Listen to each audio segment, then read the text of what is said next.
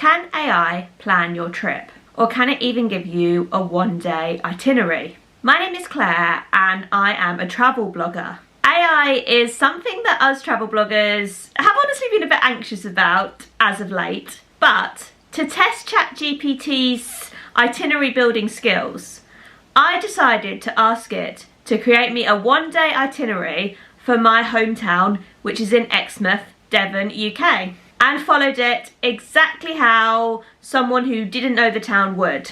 And I evaluated it with an unbiased opinion and offered my real thoughts about what the ChatGPT itinerary was like, how it could improve, and whether it's worth using ChatGPT for your trip planning.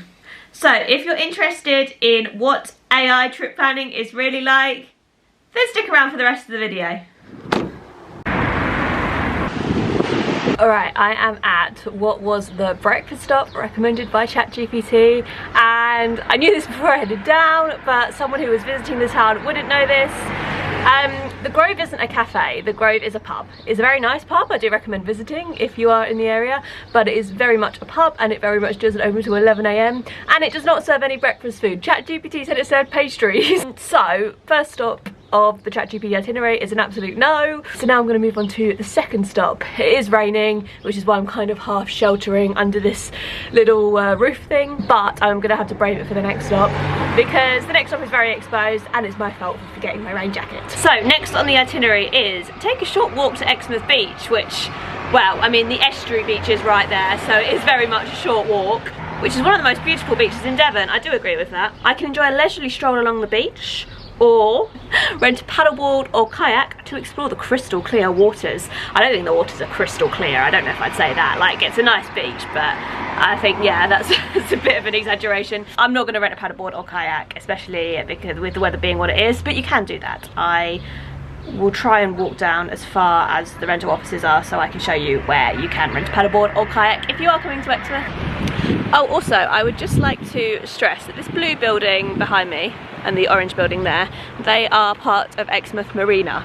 Just remember that for later. Alright, so I am sitting at Sideshore. Well, I'm actually sitting outside a cafe which is part of Sideshore. So Sideshore is this area on Exmouth Beach where you can rent out paddleboards, kayaks, etc. You can also rent bikes from here. There's also like a wetsuit swimwear shop. So this is the place, I guess, that ChatGPT was talking about when it was like, you can rent a kayak, but it didn't actually say where. So, I mean, semi-helpful, but also not really, because you'd have to then Google like where you can rent a kayak from. Alright, so behind me is where the beach runs to, and that is Orcombe Point, which is the start of the Jurassic Coast. Yeah, this itinerary doesn't recommend going there, which I think is a shame because it is probably the best part of Exmouth. Alright, back in the car. I've now got to drive just about 5 minutes, I think, to my next destination on my ChatGPT itinerary. This is somewhere that I would put on the itinerary, but it is also, it's just in a weird place in the itinerary. But I'm following the itinerary exactly, so let's go to the next destination and I will explain more when I'm there. Alright, so I have arrived at Ronde. This is a National Trust property and 16-sided house.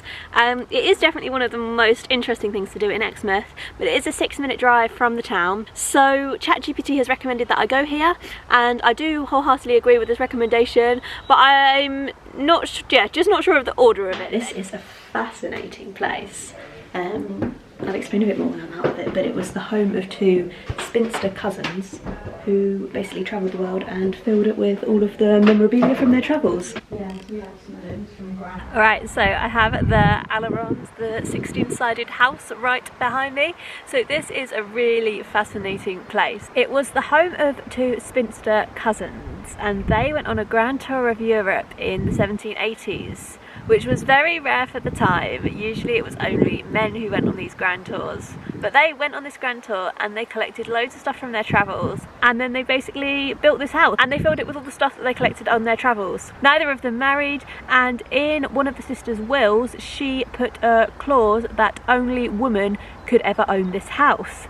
So the owners that it was passed down to were all women, preferably just unmarried women who lived there. They were really into sort of arts and crafts, and everything is designed really meticulously. So yeah, really fascinating place, and it's nice to go to a National Trust property that was woman owned and, you know, very independently woman owned, because I do love National Trust, but some of the properties that were owned by men and, you know, was very sort of man of the house, they can get a bit samey. So this is a really unique place to visit, and it's definitely worth doing on your Exmouth itinerary. Alright, next stop. Now this is where I'm like, ChatGPT, what is going on? Okay, so my next stop says, after you visit Ronde, head to the Exmouth Marina, where you can enjoy lunch at one of the many waterfront restaurants.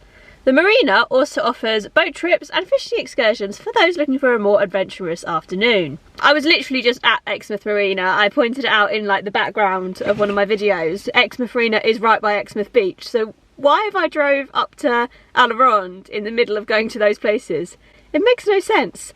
Anyway, I'm gonna drive down to the car park where I was parked at before. I haven't even cancelled, like, I've continued my parking, and I'm going on the same parking ticket because I'm going literally back to where I was. So this is where the ChatGPT itinerary starts to not make any sense. But anyway, I'll follow it and we'll see what happens. So I'm now walking basically the same way that I came earlier. Obviously the Grove wasn't a cafe, it was a pub, but Exmouth Marina is pretty much right next to the Grove pub, which I couldn't go to anyway because it was a pub and not a cafe. So as you can see, the ChatGPT itinerary is getting a bit complicated now. Anyway, just parked at exactly the same car park on exactly the same ticket, and I'm now walking to the marina, and I'll explain that a little bit more when I get there. So I've made it to Exmouth Marina. This is a very nice place for a stroll, but I feel like it should very much be an add-on to Exmouth Beach and not somewhere that you drive away from and then drive back to. I mean, actually strolling around the marina will only take 5 minutes. All right, I've had lunch, I've had a coffee, and now I'm gonna head out again. So the next stop is Bicton Park Botanical Gardens. Now these aren't in Exmouth, they're over near East Budleigh, which is kind of northeast. It's a 15-minute drive away. So again, like, you ask for an itinerary for Exmouth, you get things that aren't in Exmouth. And also, I'm so confused as to why the itinerary did Ronde, which is somewhere you have to drive to, and then Exmouth Marina, which is back in town, and then somewhere else you have to drive to, which is, Ronde isn't on the way to the Bicton Park Botanical Gardens, but you can drive there, and then, like, it makes sense to drive there and then drive to the gardens. So yeah, very confused about the timings or the structure of this whole itinerary. But anyway, let's go to the Bicton Park Botanical Gardens. Also, ChatGPT recommended going to the Bicton Park Botanical Gardens at 4 PM.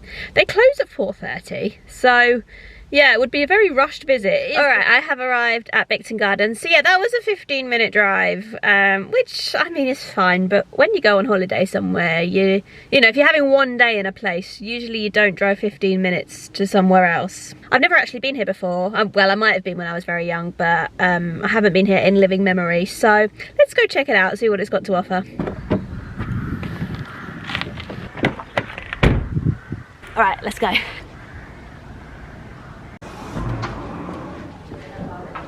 Hiya, can I just have one entry, please? One entry, thanks.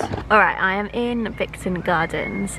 Just gonna have a look and see what ChatGPT said about this place. It says, drive to the nearby Bicton Park Botanical Gardens, which is home to over 60 acres of beautiful gardens and historic buildings. You can explore the gardens on foot or take a ride on the miniature railway.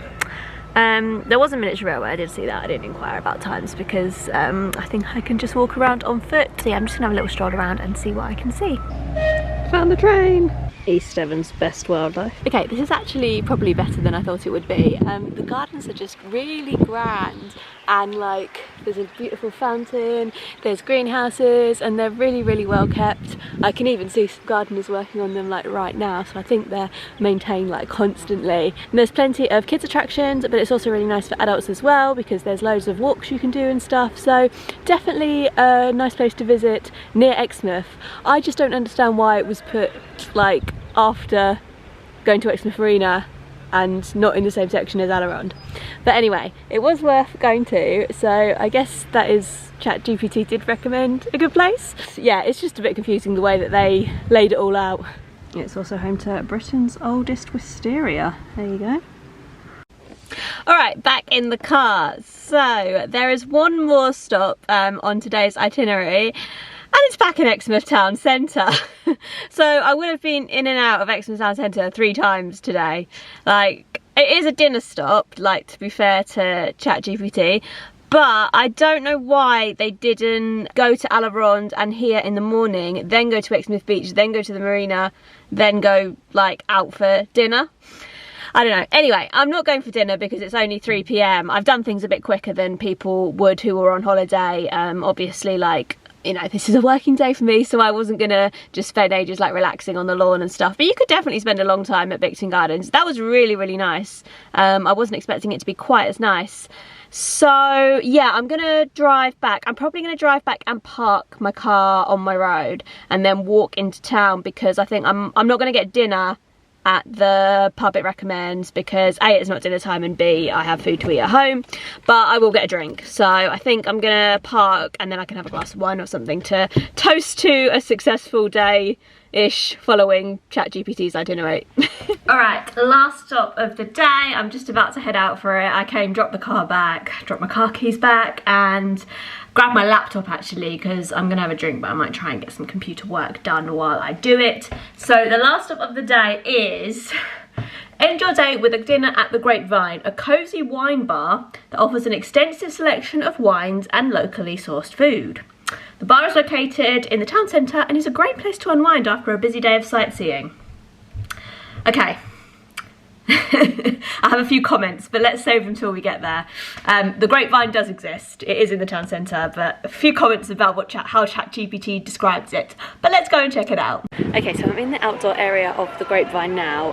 It is actually closed at the moment, but I think it opens in a few minutes. To be fair to ChatGPT, they did say come here at 6 PM, so and it's like before 4 PM, so that would explain why it is closed. But they also did say to go to Bicton Gardens at 4 PM when it closes at 4:30 PM, so I'm not gonna praise ChatGPT's timings too much. Okay, they did open at 4 on the dot, but I also feel like I can't really order an Aperol Spritz at 4 on the dot.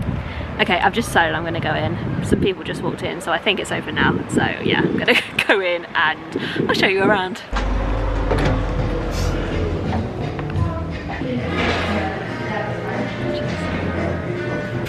So I really like Grapevine, don't get me wrong, but it isn't a wine bar, it's a brewery. So if you went there expecting that it was a wine bar and you were gonna have some wine tastings and stuff, then, you know, it would be different. Obviously if you like beer, it's a great place to go. But yeah, ChatGPT is saying that it is something that it isn't. So you can't really rely on it for things like that.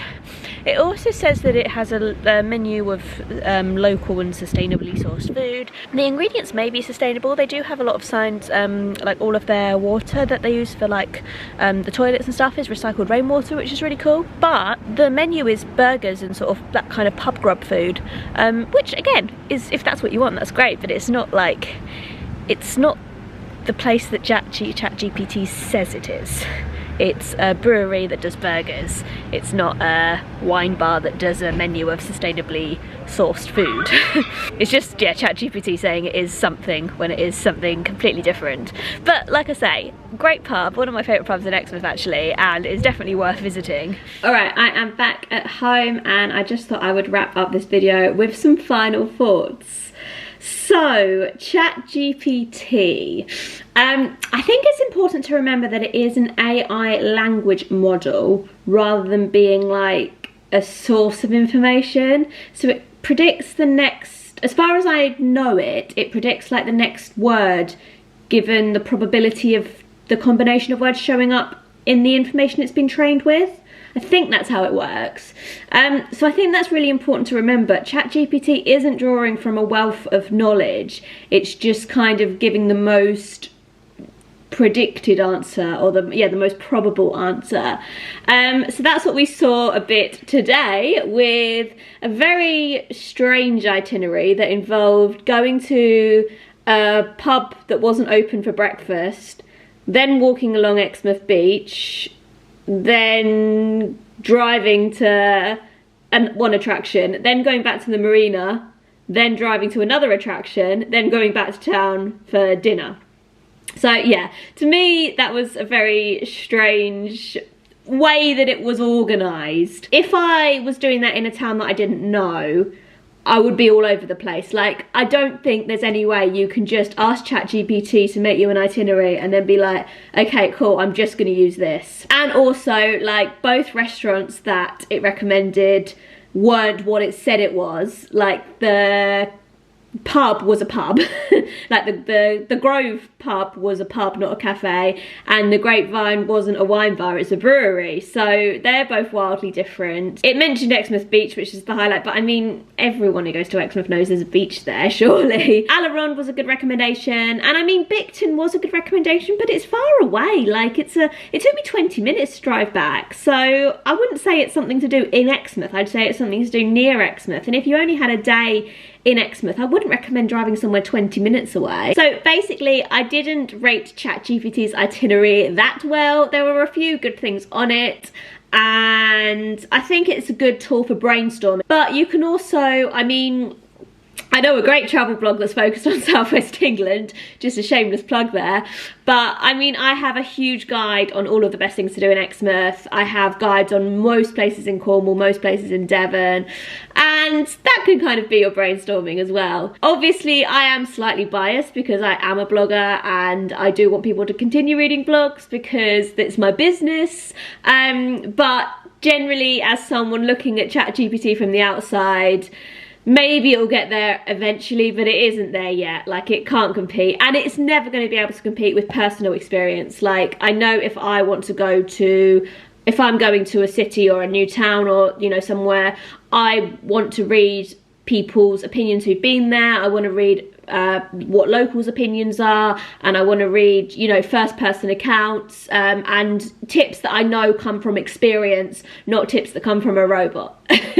So that's my personal opinion, at least. Let me know in the comment section what you think. It's good to get different people's opinions on the subject, and yeah, I mean, it's important to know. It is, AI is not going anywhere, and it's important to be able to work with it, I think. No, it's been an interesting day. I'm glad I did it. And I definitely, like, I probably wouldn't have gone to Bicton